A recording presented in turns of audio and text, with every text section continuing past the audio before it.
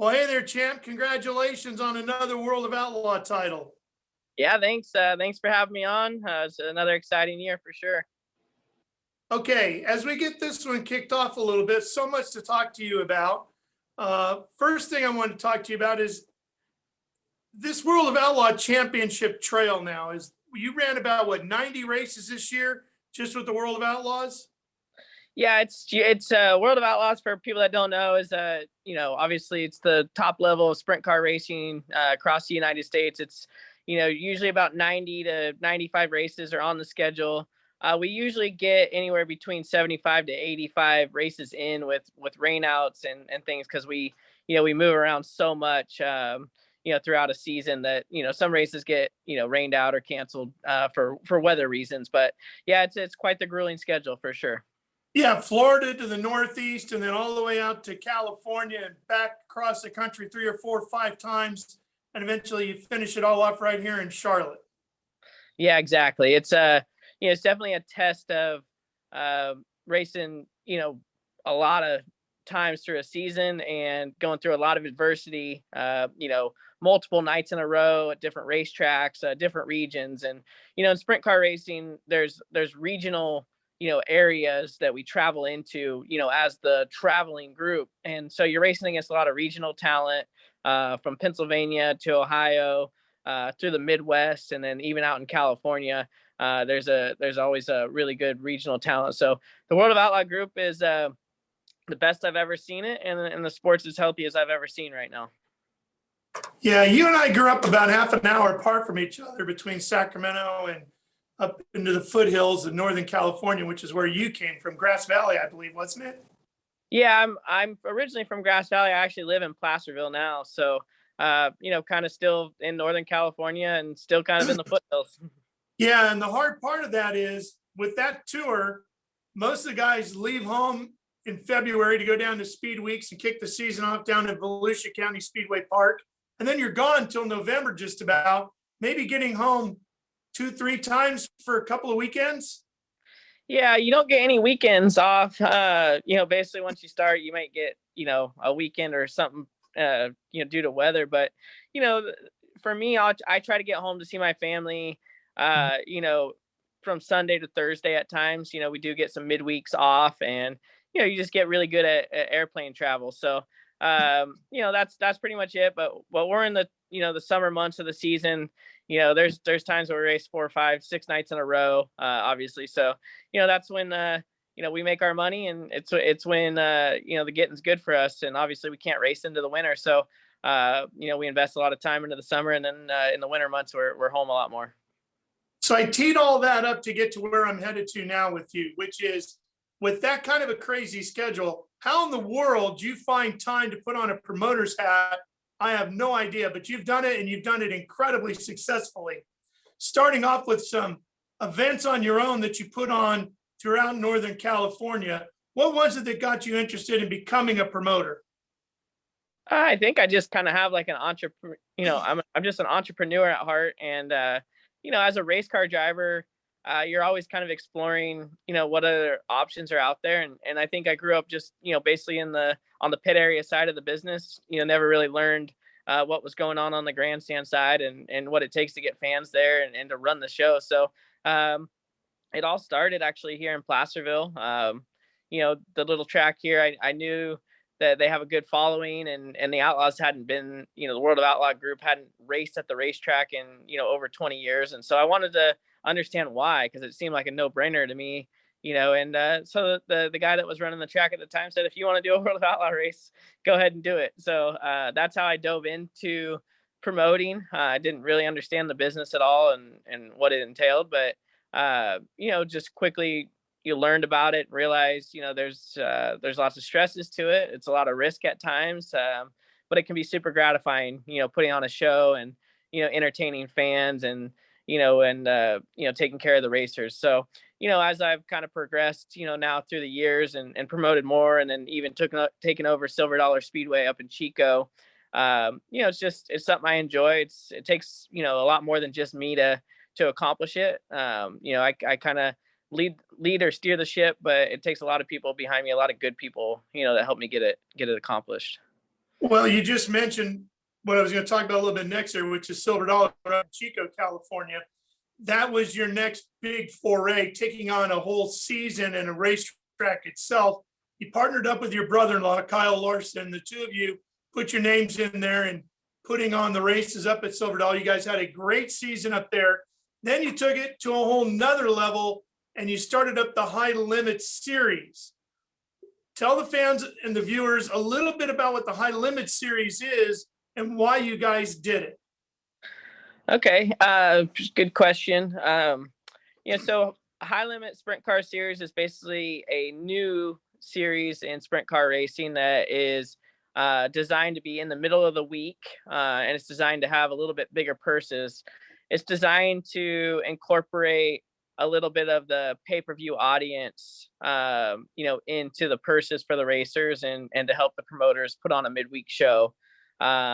It's kind of like we're trying to maybe subsidize the business a little, add a little something, for car owners, add a little something for drivers. And, I think that's where it comes from. So it's 12 races, all midweek, with Kyle Larson's likeness, or, people just, really flocked to him. It kind of opened up some avenues to link up with Flow Racing and to do something in the middle of the week, because obviously they know they're going to get viewers with Kyle's name attached, and then obviously bringing me in and getting some other big sprint car drivers to kind of get behind it. And I think we have a lot of momentum.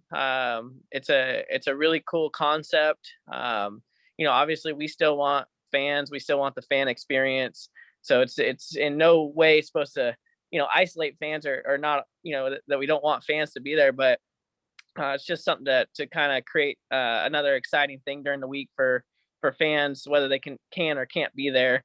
And it's definitely trying to help the industry, be a little more sustainable and create some more revenue for these race teams. For those that might not know, let's do a little bit of history here.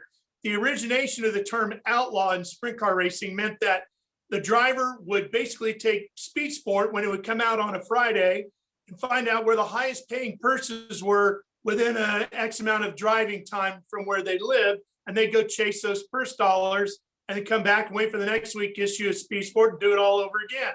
And that's how a lot of guys made their living, chasing those big purses. Ted Johnson came along in the late 70s and figured out, why don't I bring all these guys together under a banner called the World of Outlaws, and I'll put bigger purses together, tie all these tracks together, and they'll chase a points fund. And the World of Outlaws series was born and had been very successful for decades now. That's kind of the origination. So what you and Kyle have done here is kind of, I don't want to say revert back to the outlaw format, but you've added some of those big purse races in there to give guys an opportunity to go get some extra money to help offset the costs of racing. Because as you know, Brad, boy, the dollars it takes to go run crisscrossing the country these days have not only doubled, tripled, maybe quadrupled when you start talking about gas and the cost of staying in hotels and putting your crew out on the road for all those nights.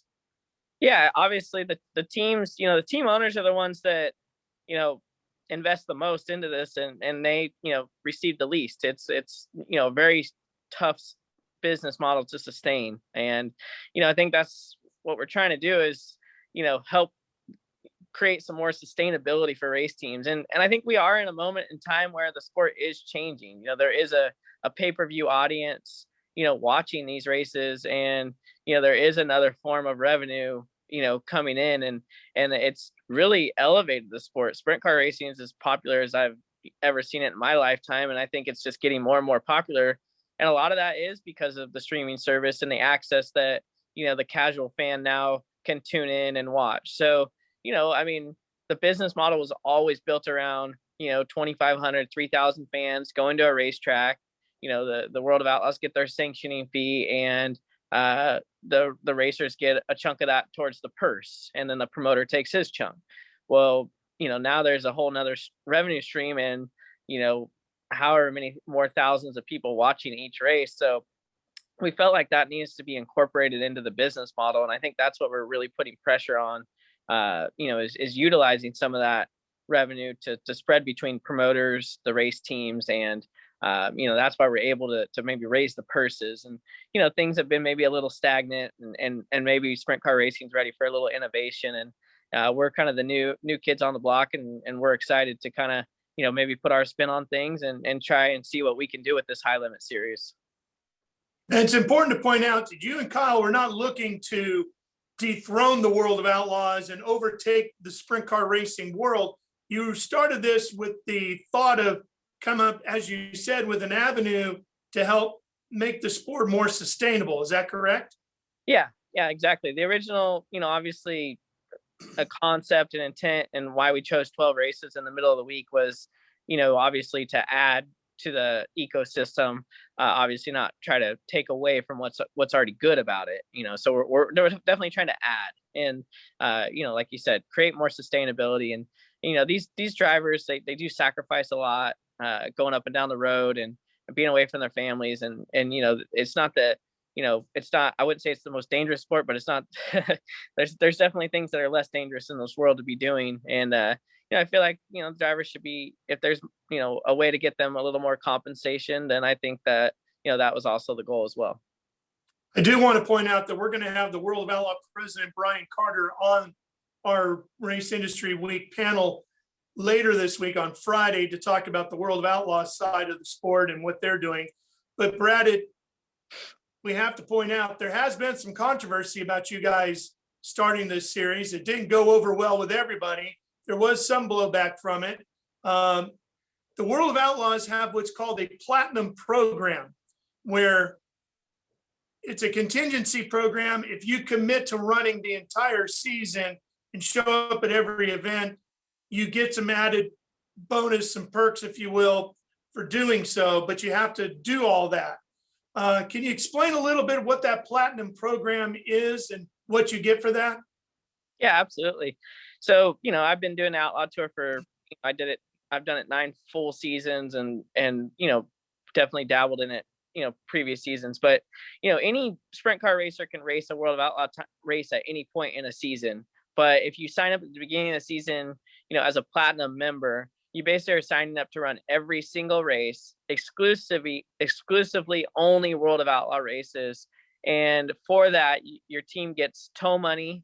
So basically show up money for every race that they go to, and you get to race for a point fund at the end of the year. So if if as long as you stay within the contract, then you will receive your point fund check at the end of the year, and you'll receive your tow money throughout the year. Then they added some bonus money, basically from the pay-per-view. How they did it was they kind of added some dirt vision or pay-per-view money that only goes to the platinum teams. So it was a little extra money each night to the top 12 finishing platinum teams. So those are the benefits you get. You get to sell t-shirts pretty much exclusively at the racetrack. So there's a lot of great perks about, being a World of Outlaw member, and I don't think anybody's ever questioning that. But we have been racing for, 10,000 win purses races for quite some time now. And just, I think with inflation and the owners kind of getting together and looking at their, kind of their business model together and thinking to themselves that, it's hard to sustain what they're doing. They're all pretty smart businessmen, and, yes, they have some money and they're passionate about the sport, but I think they would like to be car owners that, at the end of the year, at least break even at worst. So, that's, so yeah, the World of Outlaws do have some good stuff with their platinum membership for sure. Now, I've spoken with some of the top car owners in the World of Outlaws, and you race for a great one yourself, and you have a fantastic sponsor in Napa. So you actually have one of the stronger organizations within the World of Outlaws and a platinum membership program. They've said, and credit to the World of Outlaws, that the Outlaws have increased the purse money this year, I know.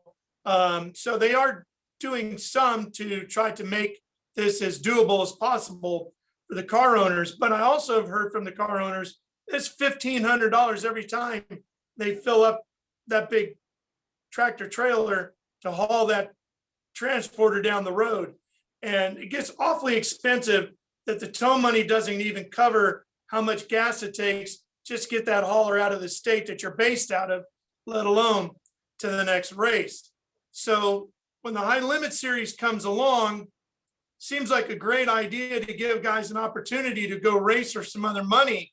However, like you said, to be a platinum member, it's exclusive. So if you're going to go be a platinum member, you could not go compete in your own series, correct? Yeah, I mean, technically, the way it stands, I mean, I think that's, what the owners would like to see changed is some sort of some freedoms. It's definitely right now. Yeah, right now, for me to race the high limit series, the way it sits right this second, I wouldn't be able to be a platinum member. So you couldn't even race your own series this year. Yeah, if I chose to be a platinum member, then I wouldn't race my own series, but that's not what I'm planning to do. Yeah. So what do you and Kyle have in store for 2023 with the high limit series? You did 12 races this year. What do you expect to do next year? Well, I mean, it's 2020. We only did a few races this year just to kind of get it off the ground, but our initial season is next year at 12 races. So, obviously we're kind of waiting to see where we're going to fit, into this whole deal with the World of Outlaws, or, obviously we didn't want, to create, any controversy. I thought we were, maybe going to fit in the gap that was there, okay. And maybe the World of Outlaws would have chosen to work with us just because we weren't trying to be a competing series. But, there's just so much going on now that I don't know exactly, how to answer that question. To be honest with you, I think, we're kind of in a wait and see approach. We do have a nice schedule put together. We're thinking about our series, and we're thinking about sprint car racing as a whole, and how to, make it a little more exciting, maybe make some of those fans that don't quite understand it, help them to understand it, and, maybe make our shows, a little quicker, just certain things that we're listening to from the fan base. We want to do a little bit better job with the high limit series to see if we can't, keep growing and help grow the sport, and do everything that we possibly can to make sprint car racing as big and as good as possible. One of the reasons why the World of Outlaws want that exclusivity is because they want to do the best they can for their promoters. For example, if there's a race at, say, Placerville, they wouldn't want the guys to go over to Silver Dollar that week to run a high limits race, because they would think that potentially it would take dollars away from the promoter at Placerville, which for you could be both occasions, right? So there is an understanding as to why they try to do that. How do you work around that to say that, hey, look, we're not trying to conflict with you. We're just trying to give these guys opportunity? Yeah, I mean, you can look at a few examples. For example, in Knoxville, at our biggest race, Knoxville Nationals, they have a race on Monday night. Terry McCarl has a race called the Front Row Challenge, and I think it absolutely adds to the Knoxville Nationals. You could look at the Kings Royal, arguably our second biggest race, and there's the Brad Doty Classic on Tuesday night, within a few hours of the track. So, I don't think what we're trying to do is necessarily hurt any tracks or hurt any events, or certainly just trying to add. But I just I think the Outlaws, the World of Outlaw brand, has seen substantial growth, and kudos to them. They've done a great job. Dirt Vision, was something that wasn't around, not even 8 years ago. I can remember racing and Dirt Vision only, having a handful of races, so they've definitely grown that platform, invested into that, and they've seen substantial growth. I think the COVID years, maybe even expedited the pay-per-view growth. So the fact that the teams, just the reason why I think there's this, scuffle between the teams and the series is because only the series knows how big those pay-per-view numbers are, and what that actual revenue stream is. They don't share that information with the teams. So I think there's transparency issues, and the teams maybe hear rumors that there's a lot more revenue there, or there isn't, but there's no way for the teams to know. So, I think the high limit thing wasn't necessarily to open that argument. It was just a simple way for us to create a solution, was to, hey, the teams, they need more money, they want to get more money. There's other streaming services out there with Flow that were willing to, help, give us a media rights deal that we could, then start allocating towards these teams. And so it definitely probably opened a can of worms that, now they're kind of maybe, going to have to battle with their race teams. But at the end of the day, we're just going to try to stay focused and try to, keep adding and try to fill the voids that are there. And I think, Kyle's a great ambassador for sprint car racing. He's very passionate about it. I never thought about starting a series or anything like this, and until he came to me and, kind of had the ability and the idea, and we've taken it and ran with it. It's a fantastic series, and you and Kyle have done a great job with it. I know there were some high-level meetings here at Charlotte during the World Finals between World of Outlaw executives and car owners. And as we said earlier, Brian Carter from the World of Outlaws will be on with us here on Race Industry Week on Friday to share their side of the story. What's next? Are there more meetings scheduled between car owners, the High Limit Series, and World of Outlaws in the near future?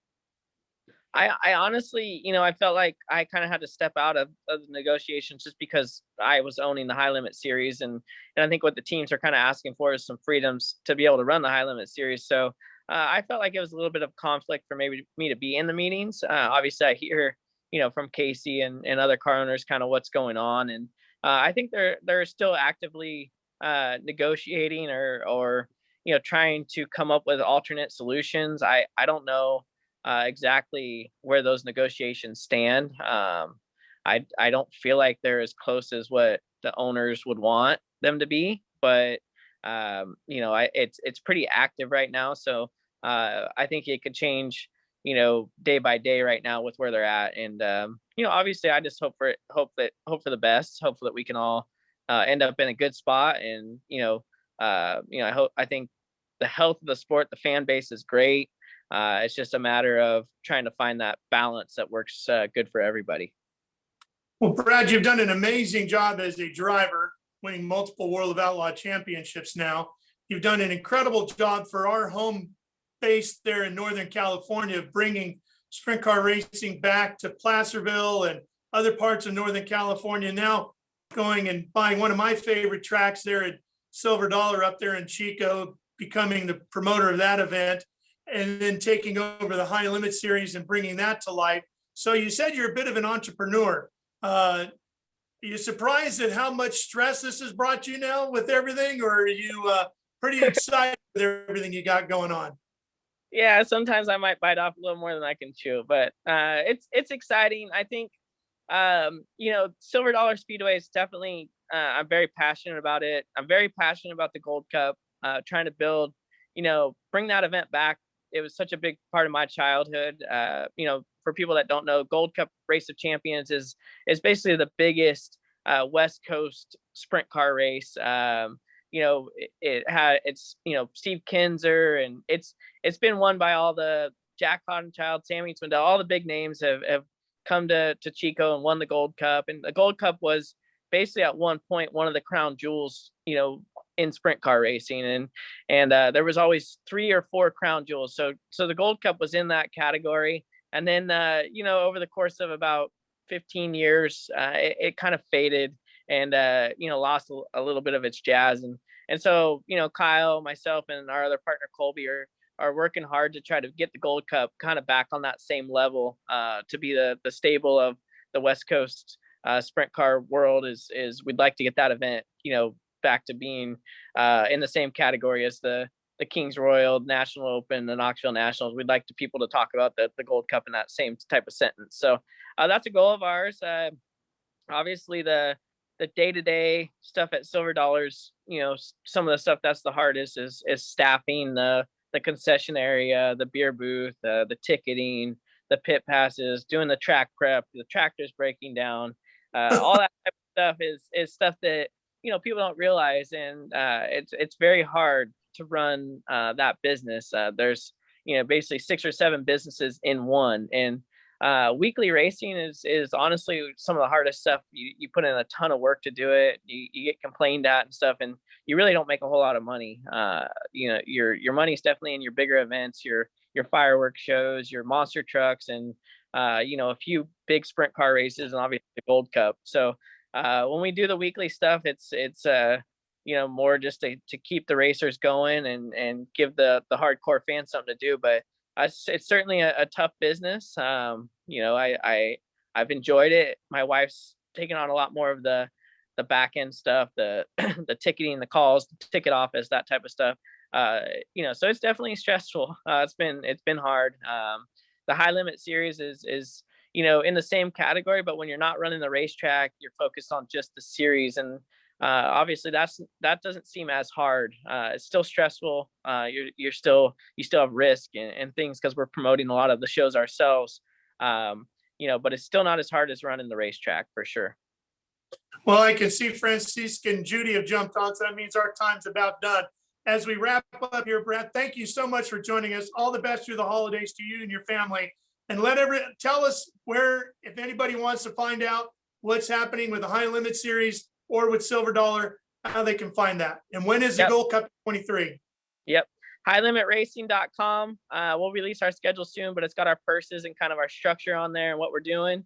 silverdolarspeedway.com. You can find all information regarding Silver Dollar Speedway. The Gold Cup will be September 6th through the 9th this year. So, if you haven't checked it out, check it out. We appreciate you, Ralph. Thanks for, asking great questions, and just excited that I was able to be a part of the show. Well, we appreciate having you on here, Tim. Have a great holiday, and we'll see you at the Gold Cup in 23. Thanks, guys. Registering on EPARTRADE is easy. To start, click on the Join for Free button on the homepage. First, search your company to see if it's already in our database. If you see your company on the list, click on it to select it. Then, choose Claim Company if you are one of the decision makers, an owner, marketing person, or main company contact. Or choose Join Company if you are an employee, and press Continue. If you couldn't find your company in our database, select Register a New Company. On the following page, fill out your name, email, phone number, job title, and choose a secure password. If you chose Register a New Company, you'll need to choose your business type. Select Supplier if you're looking to display products or services and connect with buyers. Choose Racing Business if you're looking to source new parts and connect with suppliers. Choose Race Team if you own or are a member of a professional race team. Then, enter your company name. Please provide a website, Facebook page, or LinkedIn if you have one, and choose to either claim or join the company. You can view and agree to our terms of use here. If you'd like to receive our weekly newsletter, choose Accept. Finally, click Register Now and your registration will be submitted for approval. An email will be sent to your inbox. Please confirm your email address and you will be approved shortly. Welcome to EPARTRADE.